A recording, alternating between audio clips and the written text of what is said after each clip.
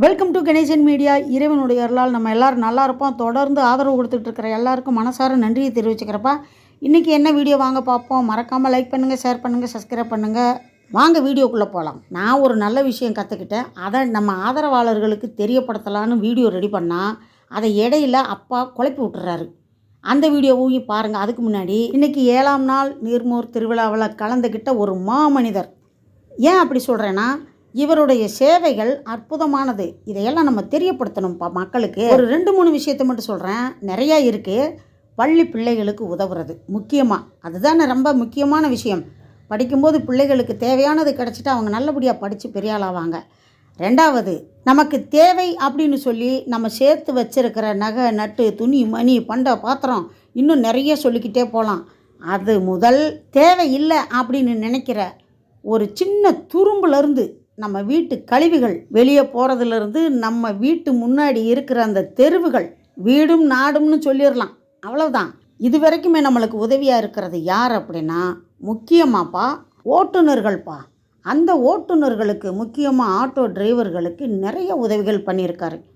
இந்த மாதிரி நல்ல இதயங்கள் கொண்டவங்களை நம்ம கூப்பிட்டு அவங்களுக்கு மரியாதை செஞ்சு அவங்களே நான் வரேன் அப்படின்னு வந்து இங்கே பாருங்கள் எவ்வளவு அருமையாக பக்தியாக பூஜையை முடிச்சுட்டு அதுக்கப்புறம் அடுத்த வேலையை நம்ம தொடங்கணும் அப்படின்னு ஒவ்வொரு நாளும் இவங்க பண்ணுறாங்கல்ல. ஏன்னா பேருக்காகவோ வீடியோவுக்காகவோ ஒரு தடவை எடுத்துகிட்டு அதை பல தடவை போடுறது கிடையாது. ஒவ்வொரு நாளும் செய்கிறாங்க. இன்றைக்கி சிறப்பு விருந்தினராக கலந்துக்கிட்டவர் ஒரு மாமனிதர் அப்படின்னு சொன்னேன்ல, அவர் யாருன்னு பாரத மாதா ஆர்கே ராமலிங்கையா சொல்லுவாங்க. வாங்க பார்ப்போம். தென்சென்னை மாவட்டம் இருவை தொகுதி பாரதிய ஜனதா கட்சி சார்பில் தொடர் நீர்மோர் திருவிழா இன்று 7ஆம் நாள். சிறப்பு அழைப்பாளராக விருதை மண்ணில் மைந்தன் மனிதநேயமிக்க மாமனிதர் மகேந்திரன் வருகை தந்துள்ளார். அவர்கள் பொதுமக்களும் பாதசாரிகளுக்கும் நீர்மலையாக அனைவரும் பெற்றுக்கொள்ளுமாறு கேட்டுக்கொள்கிறோம். சரி, அதனுடைய மண்டல் செயலாளர் பாபு ஜோஸ் அவர்கள் மகேந்திரன்ஜி அவர்களுக்கு சாலை அழைத்து மரியாதை செய்வார்.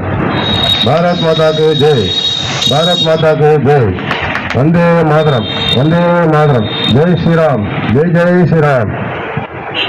அடுத்து எப்பயும் போல் நீர்மோர் கொடுக்க ஆரம்பிச்சிட்டாங்க. இதில் ஒரு முக்கியமான விஷயம் நான் பார்த்தப்பா. நான் அன்னைக்கு முதல் நாள் நீர்மோர் கொடுக்க போன அன்னைக்கு ஒரு அம்மா வெள்ளரிக்காய் அப்படியே கொஞ்சம் முழுசாக கொடுங்களேன்னு கேட்டாங்க. அப்போது எனக்கு மனசுக்கு வருத்தமாக இருந்துச்சு, ஒரு பக்கம் சந்தோஷமாக இருந்துச்சு. ஏன்னா அந்த வெள்ளரிக்காயை கூட முழுசாக வாங்கிறதுக்கு முடியாத பொருளாதார நெருக்கடியில் நம்மளுடைய மக்கள் இருக்காங்களே அப்படின்னு நினச்சி வருத்தமாக இருந்துச்சு. அதே மாதிரி பப்பாளி பழம், அப்புறம் தர்பீஸ் பழம், இது எல்லாம், அதாவது பணம் வச்சுருக்கிறவங்களுக்கு பிரச்சனை இல்லை, தங்க பஸ்பமே சாப்பிடலாம். ஆனால் இன்றைக்கி விற்கிற விலைவாசியில் இந்த மாதிரி நேரத்தில் கொஞ்சம் குளுமையாக நம்ம சாப்பிட்லான்னு ஆசைப்படுறோம். ஆனால் டெய்லி வாங்கி சாப்பிட முடியலையே அப்படின்னு நினைக்கிறவங்களுக்கு உதவியாக இருக்கும். பாருங்களேன், தேவைப்படுறவங்க தான் வாங்குகிறாங்க, தேவையில்லாதவங்க வாங்க மாட்டாங்க. அடவிடுப்பா ஏதோ கொடுத்துக்கிட்டு இருக்காங்க அப்படின்ட்டு தான் போவாங்க.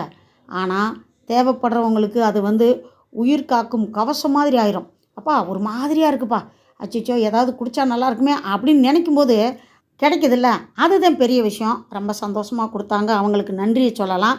இப்போ எங்கள் வீட்டுக்கார் செஞ்ச வேலையை பாருங்கள். அப்படியே கரைச்சாச்சு, கூட கொஞ்சம் இன்னும் தண்ணி ஊற்றியாச்சு. மண்ணு சட்டியில் வச்சா அது நல்லது. நான் ஃபஸ்ட்டு வடை சட்டியில் வச்சேன், நல்லா இருந்துச்சு. மண்ணு சட்டியில் வச்சா ரொம்ப நல்லது. அதனால் இப்போ நான் மண்ணு சட்டியில் வைக்கிறேன். இப்போ ஃப்ரீசரில் வச்சிட்றேன், சரிங்களா? இதில் என்னென்ன போட்டேன் அப்படின்னு ஆல்ரெடி ஒரு வீடியோ போட்டேன், பார்த்துக்கங்க. ஹாஸ்பிட்டலுக்கு போயிட்டு வரவங்கள ஃப்ரிட்ஜிலேருந்து இந்த பாத்திரத்தை எடுத்து வச்சு, சரி அதையும் காற்று வருதில்லன்னு நான் அந்த ஐஸ் கட்டியோடு வீடியோ போடலான்னு பார்த்தேன். சரி ஓகே, நல்லாயிருக்கு உண்மையிலேயே. இந்த மேலே இந்த ஃபேன் சுத்த அப்படியே அந்த ஃபேனுக்கு நேராக வைக்காமல் கொஞ்சம் தள்ளி வச்சிட்டோம்னா அந்த காற்று அப்படியே அந்த தண்ணியில் பட்டு குளு குளு குளுன்னு சூப்பராக காற்று வருது. உண்மையிலே சொல்கிறேன், நீங்கள் இதை முயற்சி பண்ணி பாருங்கள். நீங்களே நினைப்பீங்க, நம்மளுக்கு இப்படி இயற்கை காற்று கிடைக்குதே, நம்ம எதுக்கு அப்படியேவும் வேகுது முடியலை, வேக்கூர் வருது கட்டி வருதுன்னு கஷ்டப்படணும். ஆனால் நான் ஹாஸ்பிட்டலுக்கு ஏன் போயிட்டு வரேன் அப்படிங்கிறத நான் கரெக்டாக உங்களுக்கு சொல்லுவேன். எதுக்குன்னா அந்த டெஸ்ட்டு இந்த டெஸ்ட்டுன்னு கொடுத்துக்கிட்டே இருக்காங்க. அதையெல்லாம் முடிச்சுட்டு என்னுடைய அக்கறையான அன்பான ஆதரவாளர்களுக்கு கண்டிப்பாக விஷயத்தை சொல்லுவேன், சொல்லாமல் இருக்க மாட்டேன். ஏன்னா அரைகுறையாக சொல்லிவிட்டு அதுக்கப்புறம் அதுக்குன்னு இன்னொரு வீடியோ திருப்பி திருப்பி போடக்கூடாது அப்படிங்கிறதுனால கொஞ்சம் பொறுமையாக இருக்கேன். இங்கே பாருங்கள், அந்த மூலிகை, அந்த மல்லிகைப்பூவெல்லாம் அரைச்சி போட்டேன்ல, அது உண்மையிலேயே மாற்றி மாற்றி வச்சுக்கிறணும். இப்போ 2 பாத்திரம் வச்சுக்கிட்டோம்னா, ஒரு பாத்திரம் இங்கே இருக்கா, அது ஐஸ் தனியாக மாறிடுதா, ஃப்ரீசரில் இன்னொரு பாத்திரம் இருக்கும்ல, இதை எடுத்துகிட்டு போய் ஃப்ரீசரில் வச்சுட்டு அதை கொண்டு வந்து பெட்ரூமில் வச்சுக்கோங்க. பகலில் ஹாலில் வச்சுக்கோங்க. உண்மையிலேயே இயற்கை காற்று நம்மளுக்கு காலத்துக்கு தகுந்த மாதிரி, அதாவது மாற்றம் ஒன்றே மாறாதுன்னு சொல்லுவாங்களே, நம்ம மரத்தை வளர்த்துக்கிட்டு இருக்க முடியாது. ஏன்னா நல்லா தெரிஞ்சு போச்சு, நம்ம பிளாட்லலாம் குடியிருக்கோம், தனி வீடு, நம்மளுக்கு இடம் இருக்குன்னா மரம் வளர்க்கலாம் இல்லையா? அதுக்காக சொல்ல வந்தேன். வீடியோ பிடிச்சிருக்குன்னு நினைக்கிறேன். முழுசாக வீடியோ பார்த்ததுக்கு ரொம்ப நன்றியை தெரிவிச்சுக்கிறப்பா. அடுத்த வீடியோவில் சந்திக்கலாம். அதுவரை பாய்ப்பா.